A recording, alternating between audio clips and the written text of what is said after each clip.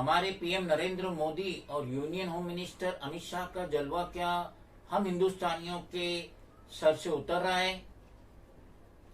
अगर नहीं तो क्यों गुजरात प्रदेश कांग्रेस कमेटी के प्रेसिडेंट जगदीश ठाकुर ने कहे कि ये जो असेंबली इलेक्शन होने वाला है गुजरात में इसी साल, तो उसमें बीजेपी जो है 70 का आंकड़ा भी पार नहीं करता। ऐसा कुछ है कि इंडियन एक्सप्रेस का एक आर्टिकल मेरी नजरों से गुजरा जो यस्टरडे 29 अक्टूबर सैटरडे 2022 को पब्लिश हुआ था, जिसमें गुजरात प्रदेश कांग्रेस कमेटी के प्रेसिडेंट जगदीश ठाकुर कह रहे हैं कि बीजेपी जो है, BJP losing ground would not get over 70 seats in Gujarat assembly election.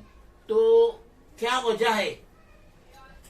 BJP जो पिछले 6 टर्म से गुजरात पे अपनी हुकूमत कर रही है, क्या वजह है कि इस बार BJP according to Jagdish Thakur 70 seat भी पार नहीं करेंगी? फिर हम सभी जानते हैं कि गुजरात असेंबली में टोटल 182 सीट्स है और जो भी पार्टी 91 सीट पाएंगी वही गुजरात में अपनी हुकूमत कर सकती है। और ईयर 2012 में जो असेंबली इलेक्शन हुआ था उसमें बीजेपी ने 115 सीट पाई थी, मगर 2017 के इलेक्शन में वो 99 सीट पाई। इसका मतलब 16 सीट का उनको लॉस हुआ। और वहां पे कांग्रेस जो 2012 में 61 सीट पाई थी, 2017 में उसे 79 या 77 सीट मिली, जिसमें उसको 16 का फायदा हुआ। और अब जबकि 2022 के इलेक्शन में अगर बीजेपी को 70 सीट मिलती है, जगदीश ठाकुर एमपीसीसी के जो प्रेसिडेंट उनके कहने के मुतालिक, तो फिर बीजेपी की हुकूमत तो बनेगी ही नहीं। गुजरात में 2022 का जो इलेक्शन होने वाला है और अगर जगदीश ठाकुर की ओपिनियन सही साबित हुई तो ये समझ लीजिए कि बीजेपी का पत्ता कट गया गुजरात असेंबली इलेक्शन से। Arjun Modhwadia, former president of JPCC Gujarat Pradesh Congress committee, जो सिटिंग प्रेसिडेंट जगदीश ठाकुर के साथ अहमदाबाद में मौजूद थे, तो उन्होंने कहे कि 5-6 दिन में डेट्स डिक्लेयर हो जाएंगी गुजरात इलेक्शन की। और वो ये भी कह रहे कि अब बहुत कम दिन बचे हैं, तो बीजेपी वो कैबिनेट में एक रेजोल्यूशन लाना चाहती है जिससे वो ये जाहिर करे कि हम कॉमन सिविल कोड ला रहे हैं और इस तरीके से पब्लिक को उसमें मशगूल कर दे, डिस्ट्रैक्ट कर दे और उसकी आड़ में पब्लिक भूल जाए कि कितनी महंगाई हुई है।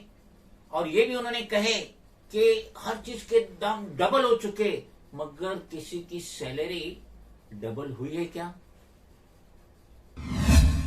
अर्जुन मोढवाडिया ने आके कहे कि ये जो कॉमन सिविल कोड लाने की बात कर रही है बीजेपी गुजरात में, तो ये सिर्फ माइंड डाइवर्ट कर रही है। जो महंगाई हुई है, जो अनएम्प्लॉयमेंट हुआ है और जो कॉन्ट्रेक्चुअल लेबर है, यानी कि पहले लेबर जो रहता था, जो भी कंपनी में रहता था, गवर्नमेंट में रहता था, तो उसको फिक्स सैलरी मिलती थी, पेंशन फंड सभी सब मिलता था। लेकिन अब ये कॉन्ट्रैक्ट बेसिस पे हो रहा है और इस तरफ से मुद्दा हट गया है।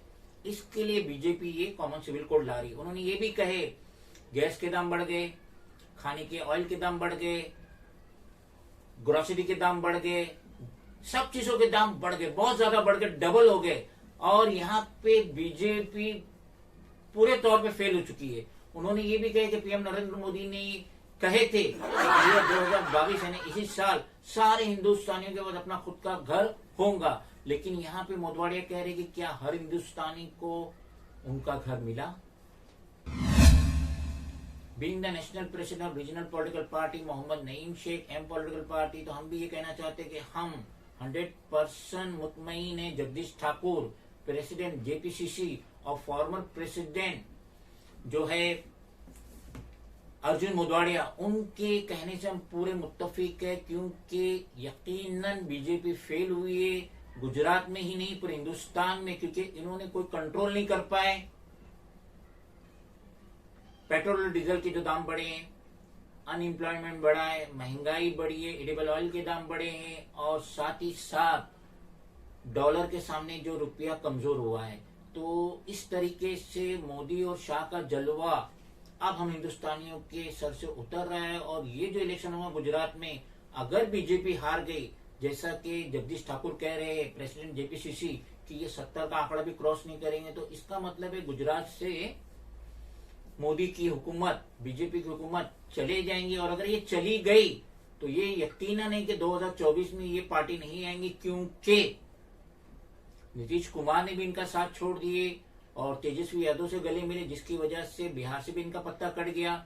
और इन्होंने जो चालाकी करके शिवसेना में 2 पार्टीशन किए, एक नाथ शिंदे को अपने गले लगाए, उद्धव बालासाहब ठाकरे को दूर किए। लेकिन यहाँ पे अब उद्धव बालासाहब ठाकरे का जलवा चल रहा है महाराष्ट्र में, जिसकी वजह से अंधेरी ईस्ट में जो इलेक्शन होने वाला था, बाईपोल इलेक्शन होने वाला था, जहां पे बीजेपी ने अपना कैंडिडेट खड़ा की थी, नॉमिनेशन पास हुआ था, लेकिन बाद में उनका नाम विड्रॉ कर दिया। इससे जाहिर हो रहा है कि इस वक्त बीजेपी बहुत ही ज्यादा डिस्टर्ब है, बौखलाई हुई है, और मोदी का और शाह का जलवा इस वक्त फीका नजर